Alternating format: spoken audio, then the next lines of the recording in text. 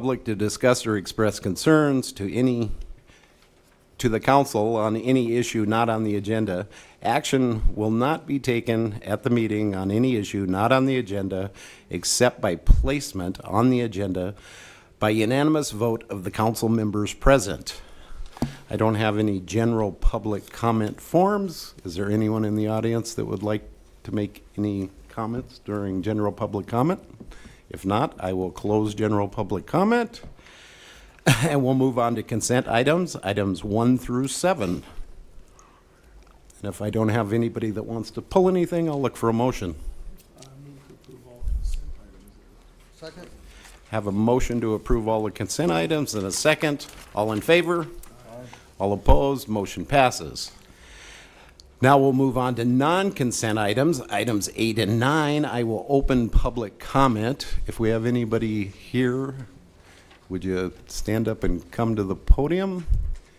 If not, I will close public comment. We'll move on to item number 8, PW 11225-07, request by Dean Kelly Construction Incorporated for a variance to waive the requirement to install sidewalk along Bellevue Drive as required per 12.08.060 of the Rapid City Municipal Code.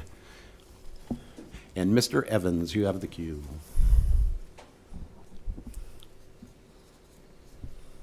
Thank you, Mr. Chair. As it turns out, that particular sidewalk is just a couple blocks from my house. I live in that neighborhood.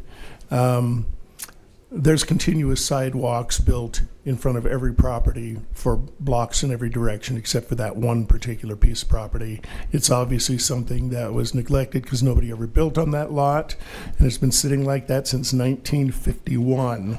But I think it's time to rectify that and make the sidewalks continuous to connect. Now, that being said, I do think when we require people to put in sidewalks that are extraordinarily expensive, we come up with some kind of way to make it happen, to make them more affordable. Whether we have an existing contract with a contractor or something that we get a discount rate, these sidewalks have gotten so expensive that they can actually determine whether or not something gets built. So I do think we need to explore some alternative funding ways that we can get these sidewalks built when we require them, and the people may be stressed financially to get them built. But in this case, I do believe it continues a neighborhood of sidewalks and needs to be built. Thank you. Thank you. And if we have no one else that wants to speak on this, I'll look for a motion. So moved. To deny, right, to deny, yep. So we have a motion and a second to deny, and I'm going to vote against this just so it goes on to, it doesn't go into non-consent because of the confusion here. We may have missed somebody that wanted to speak on it. So we have a motion and a second. All in favor? Aye. All opposed? Aye. Item number 9, request by Renner and Associates on behalf of Black Hills Outdoors for a variance to waive the requirement to install sidewalks along First Street as required per 12.08.060 of the Rapid City Municipal Code. And go ahead, Mr. Evans. I would request that our community development person speak as to this, because I believe it's another case where there's just been certain voids in an area that's complete with sidewalks, and we need to start rectifying this situation. Can she speak? She can, absolutely, anytime she wants. Thank you, Mr. Chair. So in this particular instance, there at one time was a sidewalk on this property. They got a demolition permit to take down the building, and when they did, they took out the sidewalk. There is an argument that can be made that we do not have sidewalk to the north of this, and then you've got the railroad, and then there is sidewalk to the south. But we would be setting precedent if we deferred the sidewalk as a part of a building permit. I think that that's what the applicant is proposing. Other than cost, there's really no reason why they can't build the sidewalk at this location. But there isn't the curb and gutter in place that typically we would see for that sidewalk construction. If you did grant this variance, it should be done so with an acknowledgement that if the city comes forward with a street improvement project, this property owner pay their fair share of the sidewalk that abuts the lot. And similar to what Councilman Evans said previously, when we do a project, or if we get complaints throughout the community of a lack of sidewalk and we hire a contractor to come in and do multiple locations and then disperse that cost to the appropriate property owners, it's a cost savings.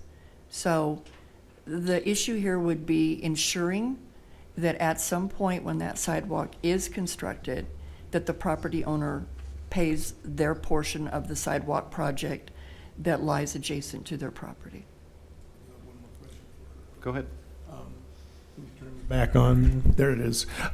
It looks like in the photos, I haven't been down there to see it, that there may be a concrete parking pad on one of the adjacent properties. Is that correct? Correct. And if that is so, that kind of substitutes as a walking surface that's concrete. So I would be willing to go along with that kind of a variance if that's what they're planning on doing, because it looks from the drawing that they may be doing. Do you know that? Whether- More particularly, if it isn't a protected pedestrian pathway, it does not meet ADA requirements. And we are currently constructing a sidewalk in the downtown area because we received a complaint from someone that has challenges, and we are having to construct that sidewalk right now in the right-of-way, not on the property. And that property owner too pushed back and said, but we've got a parking lot that they can walk through, or we've got concrete they can walk on. It has to be in the right-of-way, has to have ADA ramps to it, and this, the use of that concrete would not meet those requirements. I do think we need to investigate those variances more. One of my siblings is an ADA certified expert and consults in these things, and I know that there are ways of making things be compatible if that's the best way to do it. So I think we need to explore those options a little more if that's the case. So anyhow, thank you. Mr. Chair, if I could add? You can. When we get these complaints, we reach out to the ADA state board as well, and those designs have got to meet with their approval, and that's where we land with what design needs to be in place. Thank you. So I would recommend maybe we take this to the council without recommendation, give us a little bit of time to look at how we're gonna deal with it.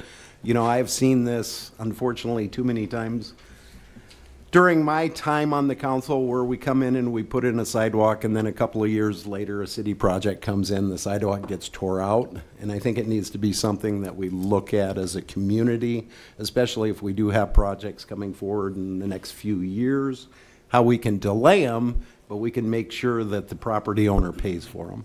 So, go ahead. Oh, you were just giving me a thumbs I up. was giving you a thumbs up. Okay, all right. Couldn't agree with you more. All right. It would be setting precedent if you establish the process that when we make these allowances and then do a city project, the property owner pays for the sidewalk. Because right now, when we are reconstructing a street as a whole, the city comes in and puts in the sidewalk. Those property owners don't pay for that. Absolutely, and I think this one we can possibly, Monday night, we can make a stipulation on it to, you know, hold over on the land, or hold over on the property owner for when the, you know, road is upgraded. So, and I think it's something that we should do on all of them going into the future, so. I move to move it forward without recommendation.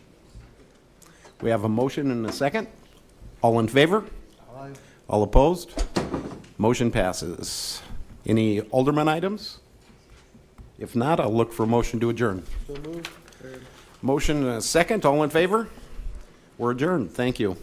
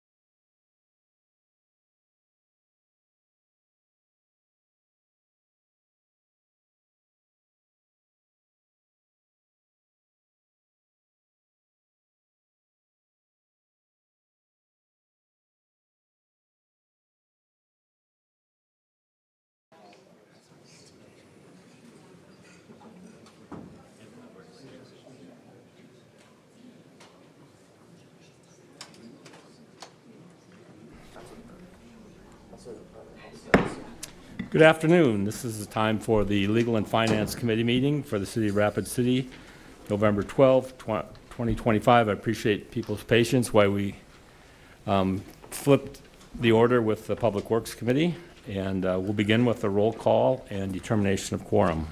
Evans? Here. Lehman? Here. Sechrist? Here. Stroman? Here. Jermaine? You have a quorum? Thank you. And next item is adoption of the agenda.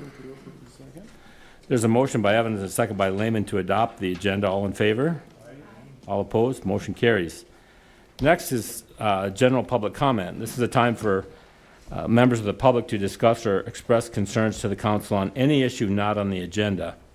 Action will not be taken at the meeting on any issue not on the agenda, except by placing it on the agenda by unanimous vote of the council members present. And I do have some speaker request forms for general public comment. I also have some for item 20, so we'll get to those later, but we'll start with general public comment. And Brian Anderson was the first one up. And sir, we're going to have a timer going here, so you have 3 minutes to make your statement. It'll start when you begin. Sorry, I just want to speak to 20, if that's okay. Oh, okay, if you want to wait till then? Yep. Yeah, all right. Then we'll reset and go to the next, Doris Lowing.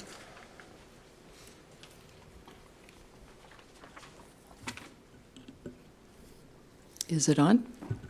Okay. Thank you for listening today. My name is Doris Lowing. I'm the Executive Director of the South Dakota Stock Growers Association. And my concerns is obviously on the adjacent building that is being built by Property Meld. I did send to our council members as well as the Historic Preservation Commission concerns, diagrams, the things that we have in place. We've been here numerous times, as you well know, more than I would like to count. However, our city, shame on them, shame on the council. You guys have not taken into consideration certain things that we brought up and is now a concern. This building is now and I sent a picture, which is included in your packets, I have them available here, of our building in 1956. Those windows will all now be 10 foot away, a brick building. The first plan that Property Meld brought to us in May of 2023 was a setback on the second story that would allow my sign to be seen. This sign is the 5th most recognized sign in the United States. It is now going to be completely covered from the east by this building. Property Meld came in and changed this plan now to you guys 3 different times. You gave them a TIF, and that TIF was to put underground parking in a green space. I felt like a tree hugger standing outside when they took my 250-year-old trees down in our easement way so they could build this pub.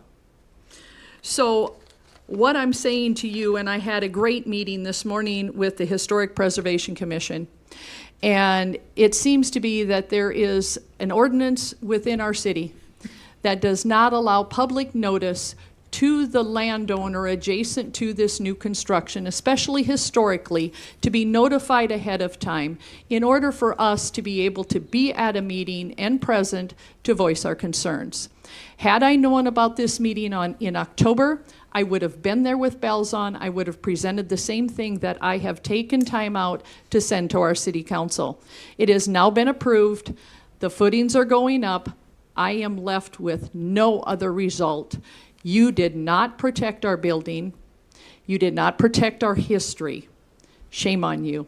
I ask that you take further consideration when these things come to you, and especially when you're starting to hand out TIFs so freely that, you check into this stuff, because the underground parking's not going, the second building's not going, and the green space is diminished to very small. So thank you for your time and consideration. Thank you. And I have no other speaker request forms for public comment, so I'm going to close public comment, and I'm going to move on to consent items 1 through 14 and ask the council if they want to remove any items from the consent calendar for separate consideration.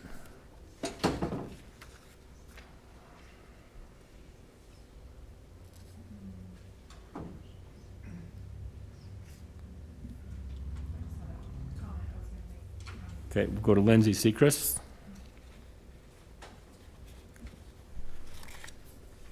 Thank you, Chair. I just wanted to make a comment on 12, 13, and 14.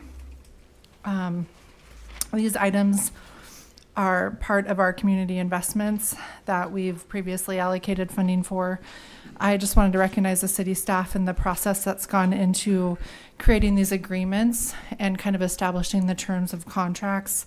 As a council member, it's really helpful for me in just understanding our investments and the roles of the organizations and what they're carrying out for those services. And so, and just a shout out to Journey On and our fellow co-response partners with Volunteers of America and the Great Plains Tribal Leaders Health Board with their partnership in all that they do to serve our vulnerable populations in the community. It's greatly appreciated. I definitely saw this as a huge benefit to have that contract established.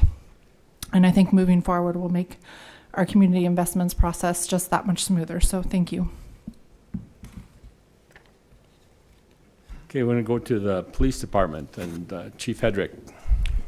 Thank you, Mr. Chair. I just wanted to comment, we've had these partnerships in place with Journey On and Great Plains Tribal Leaders Health Board and VOA for years now. And, they're just such a help and support to first responders. Many times we're called to situations involving social issues that we're not always fully equipped to handle. And just knowing that they're there in this partnership that we've had for many years has been very successful, whether it's Journey On handling calls for service that would have normally went to a police officer or the fire department, that frees us up to handle things that, we're set up to handle, or whether it's the back end support that VOA and Great Plains tribal leaders are providing to get folks the help they need.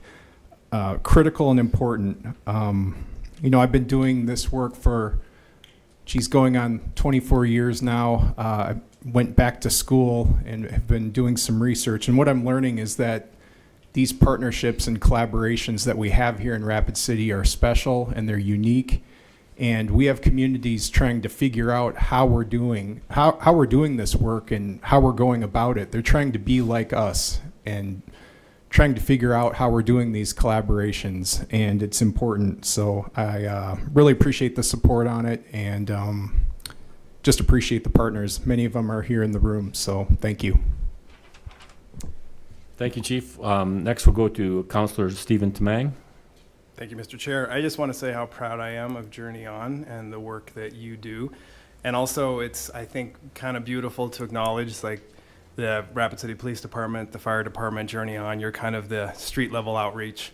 And VOA and Great Plains Tribal Leadership Health Board are the partners who offer services, so you share patients back and forth, and it wouldn't work one without the other. So thank you all for what you do.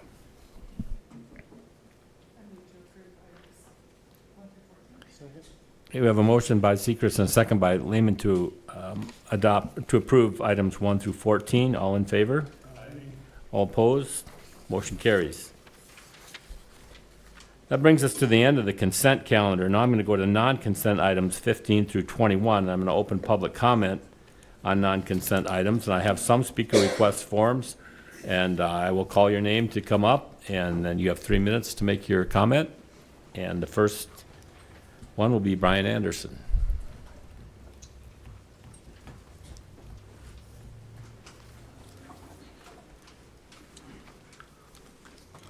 I'm Brian Anderson, and I run West River Farms Dispensary, and we're opposing the ordinance that you guys are trying to put in place. It really locks us up. I mean, we've been trying to build a business out there, and to be able to sell it down the road or something like that, not be able to do that is pretty ridiculous to me, I guess. We have an HVAC company that we've had for about 17 years. We run out of Rapid. I don't have any of these issues with this whatsoever. As far as licensing fees or anything, they're all pretty reasonable. But wanting to raise up the licensing fees and everything else on us, there was a comment made about I believe the police assistance and stuff like that. Well, it's actually the opposite. We've actually helped the police get footage of incidences happening across the road from us and assisting in anything like that that they've requested from us. And we're taking time out of our day to assist with that. So I feel like that comment isn't a very good comment at all, I guess. So to raise the fees on us is crazy. We go through a lot just to try to run these cannabis businesses, and to constantly be in here dealing with this and, oh, now we're up against this, now we're up against that is, I don't know, it's crazy. I don't know why we can't just leave it alone with, you know, we're running this business on what we were told these ordinances were, and they're constantly trying to be changed. And I know there's some people that think that they should have a dispensary. Well, there's licenses available for purchase. That's what we had to end up doing. So I don't know why they're not following those steps, but just creating problem after problem after problem is just really unnecessary on all of it, I feel. That's what we went off of to run our business. So that's it.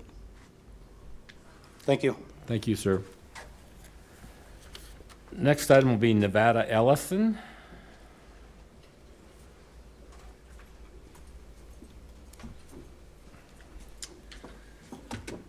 Hi, my name is Nevada.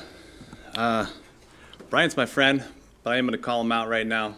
We've never been offered a dispensary license to buy. That's untrue. We actually asked Hive Collective and we asked the Weed Shop. They both told us they weren't for sale, and then 2 weeks later there's a Genesis sign on them. We've never been offered that. We've been fighting for our right for a seat at the table for 4 years now. So now to what I actually had to say. I'm representing Black Hills Cannabis Care. You know, our name describes our company very well. We want people to have a better quality of life. We value patient care over personal profit. Our goal as a company is continuum of care. We operate our cultivation here in Rapid City. We make our medical products here in Rapid City. And we feel we've earned the right to operate and serve the patients of Rapid. Now, other operators are going to claim that reducing the number is going to affect patient access. These companies are already represented here in Rapid City. They're not going to bring anything new to the table. What limits patient access to products that they don't carry is limiting our access, because we make products that they don't carry. Ty Cohen is going to come up and speak about some of these products that Rapid City patients have zero access to right now, and they will only have access to them if we get a dispensary license. Now, I know it's tough.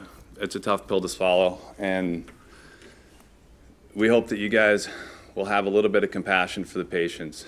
You know, we kind of feel like we're in this David versus Goliath situation with our company, because we're not backed by tens of millions of dollars, and we don't have, 40 or 50 members in our company. It's me and Jake and 2 investors that aren't rich.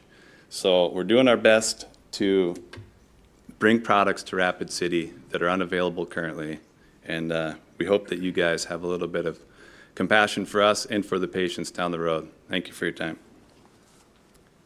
Thank you. Next will be Paul Geisler.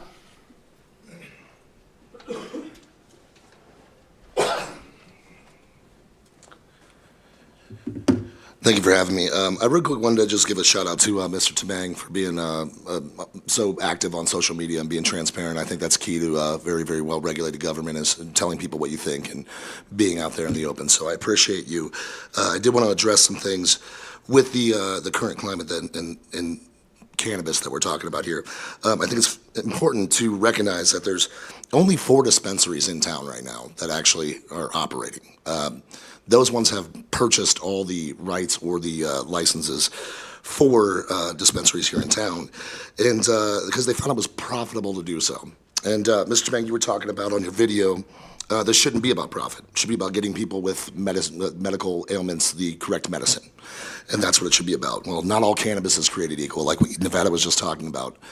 Shortening and cutting these licenses in half really limits the amount of access to medical patients that they have for different types of product. It'd be no different than like a pharmaceutical company selling 4 types of a drug of some sort for millions of ailments, which is what medical marijuana is capable of helping with. Anything from restless leg syndrome to cancer. I mean, it's really a wonderful product. And cutting that in half really just passes the buck down to the consumer as well. I mean, these things are going to get more expensive. You're talking about raising the rates, which I can respect, but raising the rates on these for renewal really does pass the buck down to the consumer.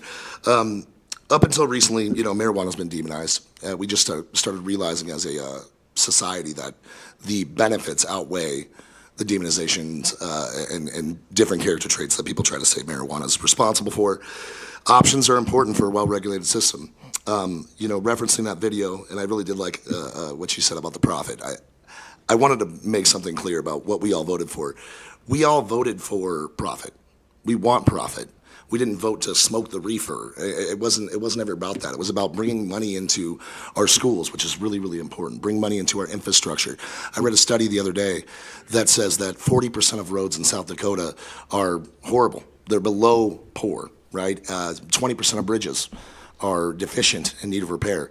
This was supposed to help with that. Education system, after school care, those are the things. We want profit from this. And cutting this in half really does stifle that. You know, our kids are going to benefit from this greatly if we allow it the correct amount of time to, you know, become what it should be, which is a profitable thing for all of us. The other thing would be really to look at, and I'll wrap it up here, the monopolization of what this could cost. We've seen this system already. Liquor licenses cost anywhere between $400,000 to $600,000 just to buy one, because you got to buy them privately. I think if we could all go back in time, we would change that. This is the gateway to that. And with that, I'll end my time here. But I appreciate everybody listening, and I hope in the future we can find a better resolution than costing local businesses money. So, thank you. Thank you. Next is Kittrick Jeffries.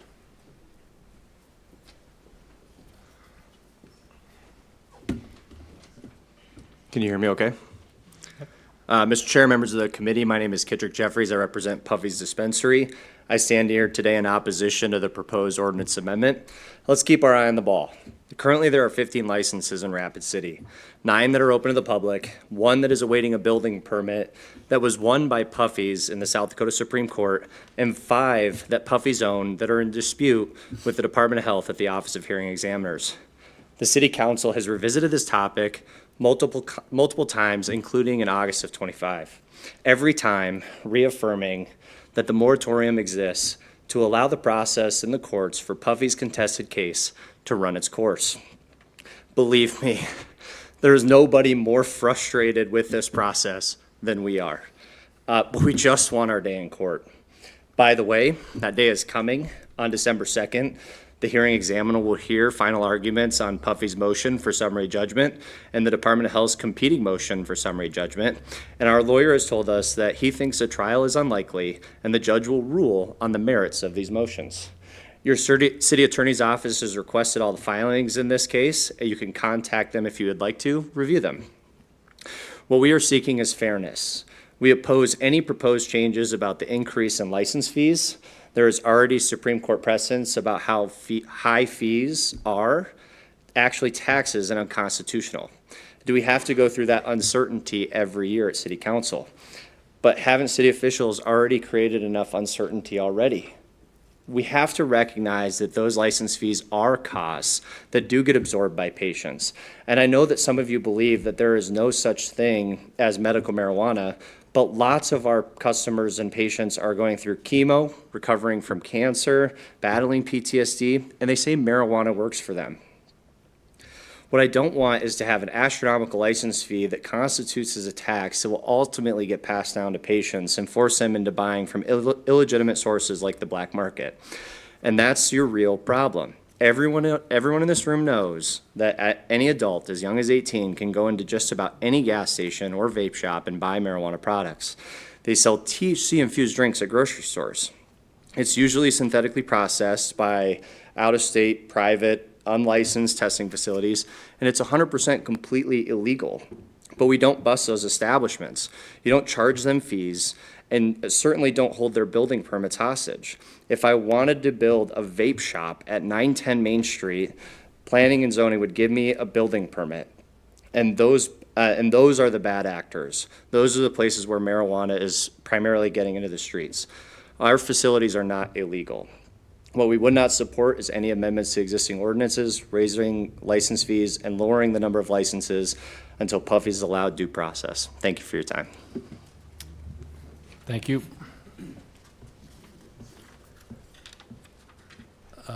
Nate Jensen.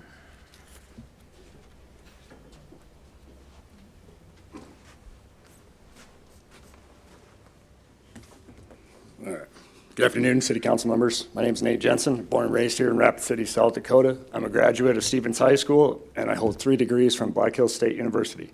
After high school, I joined the Marine Corps. During my time, I served multiple combat deployments. I served on multiple operations in and out of Iraq, as well as defending our strategic assets in our own country. I spent multiple years coming back out of the military, where I worked in multiple construction and other businesses where I found my injuries caught up to me, and I have now a hip replacement on one side, my other hip's reconstructed, both knees are redone, and my back is messed up. During this, I was diagnosed with PTSD as well as other countless diagnoses. I went through the list of medications. I fell through the VA. I went through 14 different medications at one time, and nothing was working. Nothing was working. I fell down the medical system, even some in this room, I seen as providers, and it all fell short. I sank from 294 pounds at that time to 135. With nowhere left to go, I turned to cannabis. I read where cannabis helps with memory, and so I needed something for my PTSD and nightmares. Cannabis has helped with more than that. It's helped with my pain, my nightmares, my PTSD, as well as giving me a new look at life. I'm out, I'm away from these 98% of the pharmaceutical pills that I was on prior to this. I found a job in the industry with an amazing local company that even the ownership team is out helping me harvest every single week. I take it seriously. I know cannabis can help people. It's helped me, and I know that not every product is equal, and that I take high pride in the product that I do put out into our public. Most of the options now in Rapid City are owned by the same 2. There may be multiple licenses active, but there's 2 companies. There's a third one that is in business, but it really is owned by 2. Those 2 do not carry any of our products. They carry their own. It doesn't allow me as a patient, as a card holder, to get out and find my own medicine. I have to drive 2 hours to go get my own medicine and a product in Belle Fourche to our own dispensary. Cannabis, it may not be for everyone, but neither is caffeine or bread. Options need to be out there for the patients and the card holders. To limit this is ridiculous. We don't limit the amount of liquor licenses or the liquor stores on the streets. We don't, the casinos or anything else. This product needs to be out there and it needs to be available for everybody. That's all I have to say. Thank you for your time today. Thank you, sir. Thank you. Next, Jake Johnson.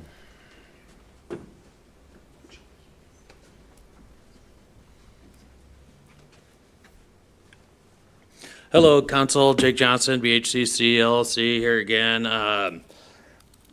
Basically, we are Rapid City's first state licensed medical cannabis cultivator. We received the first license, started operating first. We do support the city's effort to modernize 5.74, but we ask the committee to delay action on the proposed amendment until fairness and compliance issues in the current licensing process are addressed. What might even be better than that would just be to go back to the process which we developed in the beginning, and the moratorium, and follow that process which we all agreed to. I know that might be a long shot at this point, but the selective application of basically the 1-year operational requirement has caused our company major harm. In fact, in meetings with city officials, they have stressed the importance of the one-year operational rule, yet it still has not been applied equally. Some applicants have been granted extraordinary discretion to delay operations. These ordinances must be enforced objectively and without prejudice to maintain public trust and fair competition. My request to the committee today is, before advancing the proposed amendment, we respectfully ask the committee to delay final action on Chapter 5.74 to allow for an equitable review of the licensing process and include a resolution allowing compliant Rapid City cultivators like ours to obtain and operate a retail dispensary consistent with state law and in a permitted location. We've also learned that the city plans to introduce an ordinance redefining zoning requirements for dispensaries under Section 17. We ask that these zoning discussions occur simultaneously within the resolution process to ensure transparency and consistency for all stakeholders. BHCC is a locally owned compliant business that is invested heavily in this community. We're not asking for special treatment, just fair, consistent application of law, and delaying the amendment and granting compliant cultivators a path to operate will strengthen fairness, patient access, and public confidence in the Rapid City's medical cannabis program. Thank you all for your time. Thank you. Next up is Tyler Keeney.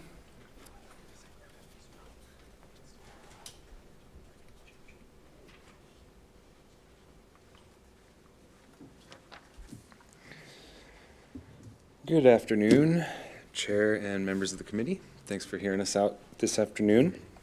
My name is Tyler Caney. I run a licensed manufacturing business here in Rapid City.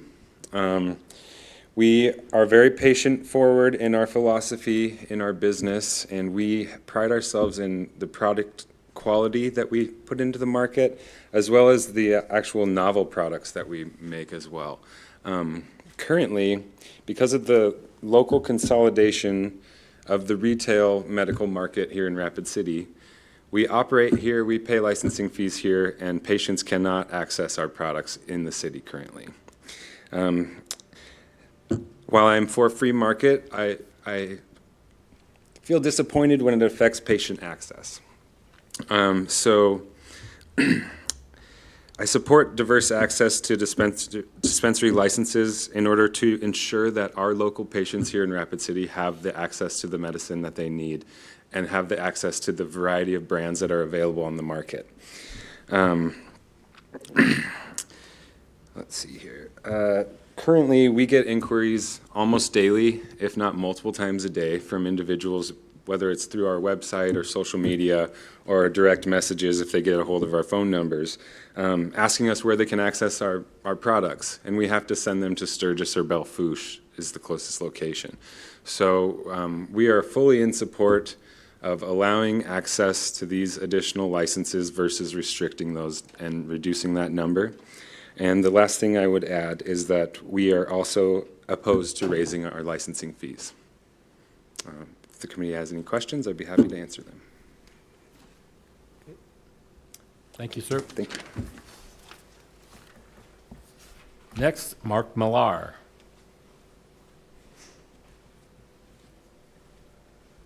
How you doing? I'm Mark Millar. You know me. I'm here to talk about the ordinance changes also. I'm not involved with any of these folks in business, but I've started 2 businesses in Rapid City, and both times the council has gone back and changed the rules that I was obligated to operate by. That's exactly what originally brought me to this council, was speaking against Mayor Allender and how much emotion he put into the things that he sought.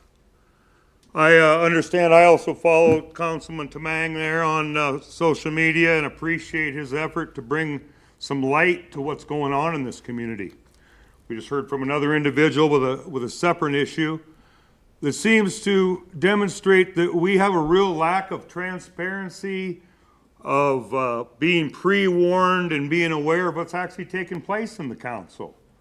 I see in Dr. Tamang's comments that he's at least driven by the fact that we're having trouble regulating what's going on in the streets with some of the dispensaries. We're unhappy with the process the state's using to weed out people that don't deserve these licenses. We've gone back to the beliefs of reefer madness from the 70s that marijuana is some crazy, evil badness. I think all those things are wrong. But what I'd like to bring to you guys' attention, I see that also you're looking to, in the future with respect to these licenses, you're looking to have a on-hand decision made at your level of decision. I'd like to remind you of a couple of things that went wrong that way. One, the respite that was just opened, things that were made wrong in the committees before this council and in this council meeting and in the full council meeting were all turned over by a judge. A couple years ago, we had a tragedy on 8th Street. A worker lost their lives. And an adjacent neighbor said, we don't want that in our neighborhood anymore. And the council took it on their part to revoke the license of a business that's been on 8th Street longer than I've been alive, and that's 60 plus years. After you revoked their license, what did we find out? That individual as a business never, ever had a complaint from the police department based on how they conducted business. No, somebody else walked into their business and killed their employee, and you punished them and revoked their business license. Who's actually responsible for keeping the deaths on the streets at bay? That business owner? Employing people? You guys got to stop moving the damn goalposts. Thank you. And next one is Emmett Riesthofer.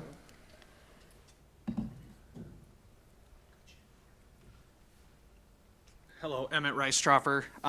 I live in Rapid City. I'm the Director of Government Relations for Genesis Farms.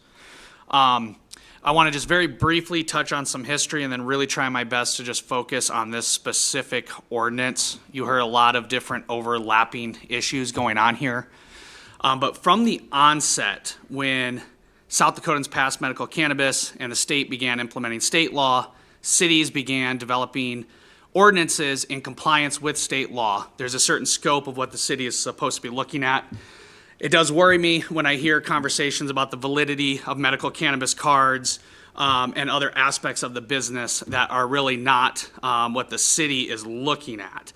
What you're looking at is community impacts, zoning, the right number of locations, etc. From the onset, the city, as did many other cities in South Dakota, decided to make luck one of the components of the process by doing a lottery. That just is what it is. So some people got licenses, some people did not. That's mostly a lot of what you've heard today. So it is what it is. But I really think the city just has two kind of paths at this point, which is to just revert to the original ordinance before the moratorium, or just maintain the current moratorium as it is. Perhaps there's some technical details that need to be updated, but what's on your agenda today is to actually significantly restrict the existing license holders. You're really not debating more licenses or not. It will take away our ability to transfer to reasonable locations where patients need access by changing those permitted areas and getting rid of that conditional use process, increasing fees, and really just tying our hands. And I know I don't show up often when this is not on the agenda, but I do watch from home and I pay attention, and I'm not hearing the public come out and complain about our businesses. Our neighbors are not complaining. I know there's folks who fundamentally oppose it. Often those were the same people speaking up when it was up for a vote, and they will still come. But has any random neighbor came and complained about any of our businesses? Has the police department reported increases in crime or problems at our businesses or around our businesses? I just don't know what is prompting our city leaders to further restrict us and make it harder for us to do our job. And so that's all I'm asking for is fairness. I'm not really here to say, what to do, I guess. I really ask that you stop coming after us with more restrictions if the public's not coming here asking you to do that. Thank you, and I'll be happy to answer any questions. Thank you, sir. I think that concludes public comment on non-consent items 15 through 21, so I'm going to close public comment and go to the Finance Office for item 15. Consideration to approve operating agreement for the Rapid City Impact Fund endowment. Thank you very much, Mr. Chair. This item just follows up on previous action by the City Council, which authorized a new endowment of $3 million that would be deposited with the Black Hills Area Community Foundation. This would be the operating agreement by which the board that's overseeing the endowment would begin their operations. If the council approves this, then the mayor would be asked to appoint individuals who would serve on the board, and then the council would affirm or reject those appointees. And the idea is that the board would begin their work in January next year. Are there any questions? There's a motion by Tamang and a second by Evans to approve. All in favor? Aye. All opposed? Motion carries. Item 16, consideration to authorize issuance of a request for proposals for the sports fieldhouse management. And we'll go back to Director Ainsley. Thank you again, Mr. Chair. This item is the first, or not the first step, it's another step in trying to get this public-private partnership for the new sports field house kind of to materialize. As the council is well aware, a large portion of the funding has been secured for the actual construction of this project, not all, but a large portion of it. And so the next step is to, number one, try to obtain a partner who would be overseeing the project itself. We have laid out the parts of the project that would be open to the public. We are anticipating that what would be open to the public for free would be the walking track as well as the indoor playground. But then also the manager would work in collaboration with our Parks and Recreation department so that Sunday evenings through Thursday, the facilities inside would be available for recreation programs by the city. So it truly is of a public benefit as well as an economic development partnership, kind of Friday through Sunday midday that would be available. But with that being said, we're trying to cast the net fairly largely to see if we can get the best management firm possible so that hopefully this truly becomes a very significant economic development as well as significant community asset for the next several generations. Are there any questions? Go to Lindsay Sechrist.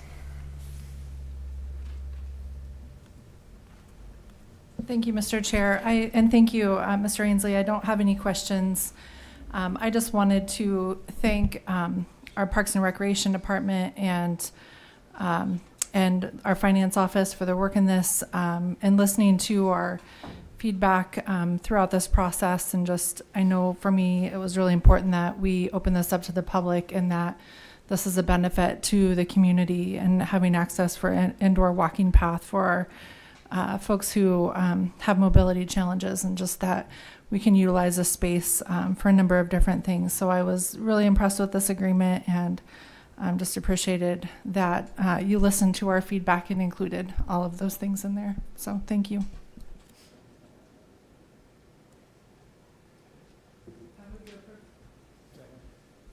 We have a motion by Sechrist and a second by Tamang to approve. All in favor?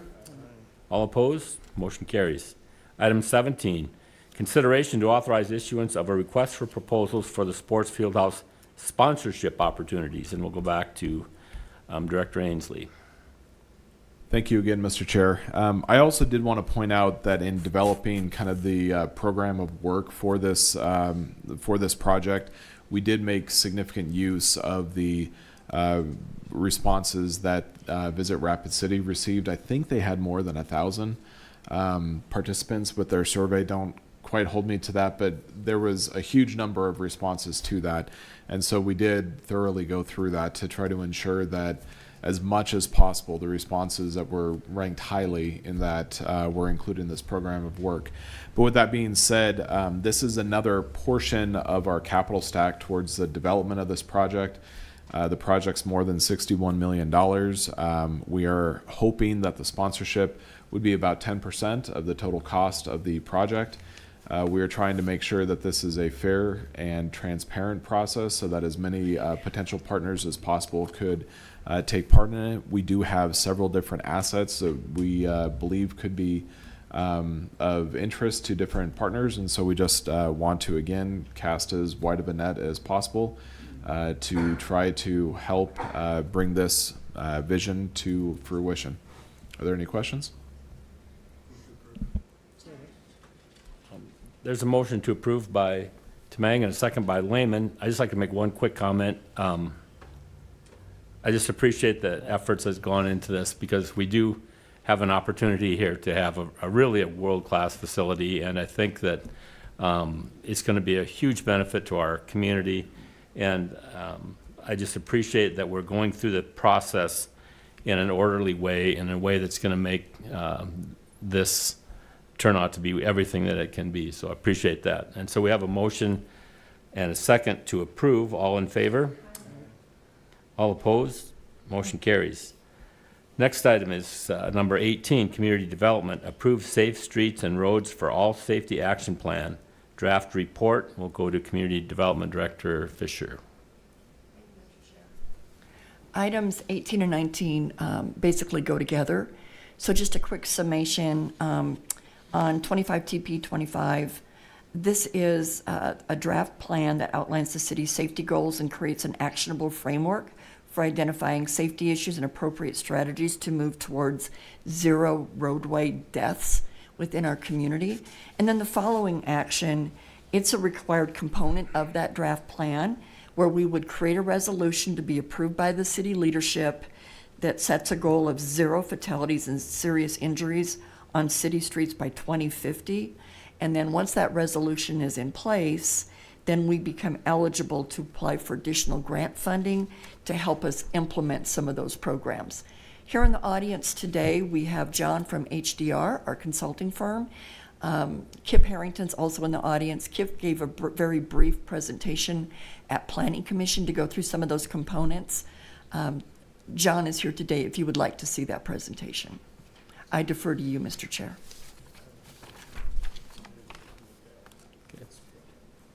Okay, I'm hearing from committee members that we have it available to us, and so we'll probably pass on that opportunity, but thank you. And I'll go to Councilor Sechrist. Thank you, Mr. Chair. I had a chance to read through this draft report, and I think it was 108 pages. It was really eye-opening to me. I didn't realize so many vehicular deaths occurred within the city. And I think there's just so many that we maybe just don't hear about. It's not something that the media covers every incident that happens. And so I think every ward in Rapid City has roads identified in this report or proposed action plan, and then some corrective action items for those particular areas. And so I just wanted to acknowledge the effort that's gone into this with HDR and our long-range planning department, to Kip Harrington and his team, that this is a significant lift, and I really appreciate the work you're doing here, and that I look forward to seeing the city's prospects in the future to eligibility for funding sources for some of these projects, and just putting public safety number one and reducing some of these areas that have line of sight issues and high speeds and things like that could be pretty easily adjusted for traffic patterns. So thank you. There's a motion by Evans and a second by Sechrist to approve. All in favor? Aye. All opposed? Motion carries. Next item 19, Director Fisher says goes hand in hand with that, but I'm going to read it in anyway. Resolution 2025-1 129, a resolution setting a target of 0 transportation-related deaths and serious injuries by 2050 in Rapid City pursuant to the Safe Streets and Roads for All Comprehensive Safety Action Plan. And we have a motion to approve by Lehman and a second by Evans. All in favor? All opposed? Motion carries. Next item is number 20, introduction and first reading of ordinance number 6700, an ordinance amending the code to update chapter 5.74 regarding medical cannabis establishments. And we'll go to Councilman Evans. Well, first, do you want to go to the attorney's office, I guess? I don't think so. I'm going to move to table this item.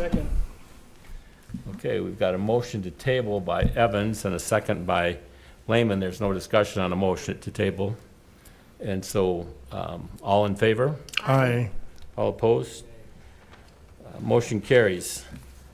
Next is Alderman items 21, request to allocate $50,000 for matching funds from the council contingency for the Black Hills Food Response Fund. And go to the city attorney or to Bill Evans. Are we up? Actually, I'm not pushed, but Okay. I'll comment anyhow because I think we have some funds available to us to use by the end of the year. I believe that a lot of the funding for meals has been restored already by the government, but I may be wrong about that.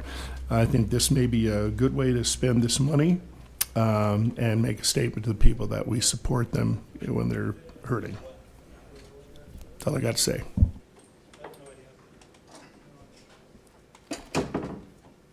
Go to Councilwoman Sechrist. Thank you, Mr. Chair. I know that there's a lot of ups and downs right now with the government opening and SNAP funds becoming available. I'm comfortable with supporting this item, regardless what happens. Just I know that the future discussions include a 12-month funding for SNAP, so that in the event of a future government shutdown, our folks with food insecurities don't have to go through the political ups and downs of our government at the moment. But I also know that with substantial funding cuts to our Feeding South Dakota and Meals on Wheels and some of our organizations that are working so hard to make sure people are properly fed in the community are also struggling and have had significant increases in people that are utilizing their services. So I'm not sure if we going ahead with moving forward with this item, even if the government does reopen. If so, I would be willing to support that and just hope that our community steps up and also is able to match those funds. Thank you.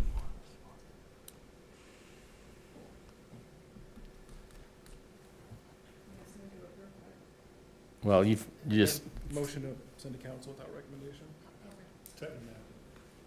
Okay, we got a motion by Lehman and a second by Evans to send to council without recommendation. All in favor? Aye. All opposed? Motion carries. Okay.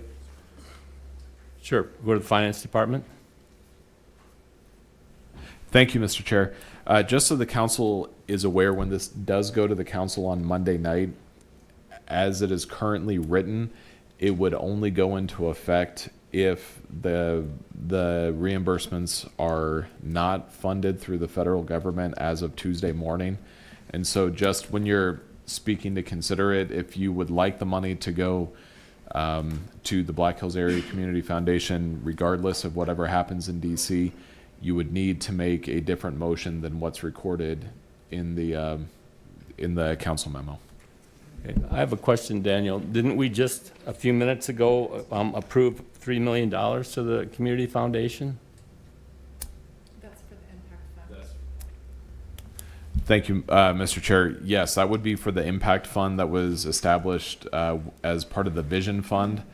And so that would not go for this. That impact fund is meant to eventually to more than double so that there's more than $6 million available within 5 years, and then that the proceeds or the interest on that would go towards capital projects. So not necessarily for this, and that wouldn't be available for at least 5 years. Okay, thank you. Okay, Bill Evans had a brief comment or item for consideration. Yeah, I just want to make a comment that I've been invited down to the band show on Friday afternoon at 3:30 to help spoon out food for homeless people, and I'm going to invite any other council people to join me down there. Thank you. One other thing, I guess, I'll be out of town Friday, but I would like to ask for Chief Culberson to give us a little thing about what the goings-on are going to be Friday at the Fire Department Station 1. Sure, thanks for that. I appreciate that, Mr. Chair. Yep, Friday at 10 a.m. we're going to have our open house and dedication. The 10 o'clock time frame is going to be a dedication time for opening new Station 1. That's where we remodeled and put the expansion on to Station 1. So excited that it's coming to an end. Have a few punch list items when we have that open house, but it is all but basically done. So excited to show off the building, show it off to the community, something that our department's extremely proud of. City leadership should be proud of it, and so should this community. So I hope you come out and take a look at it. So we're going to give tours all day. Right after the uncoupling ceremony, we uncouple a hose. That's what we do rather than cut a ribbon. And then we'll do the tours on every half hour until 5 o'clock. And then we'll have an open tours on Saturday from 9 to noon. So hope everybody can make it. And I would say I think we are proud of it as a community, and really appreciate you riding herd on this and your staff, the fire department.